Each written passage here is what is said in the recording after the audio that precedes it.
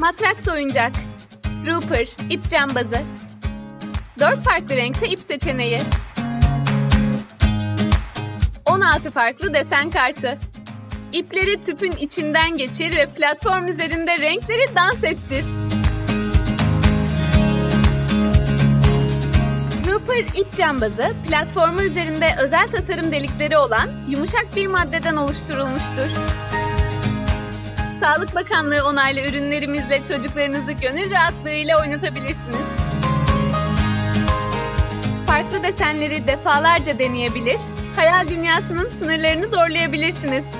Çocuklar Rooper ip cambazını anaokulu, kreş, ilkokul gibi eğitim kurumlarında da severek ve eğlenerek kullanıyor.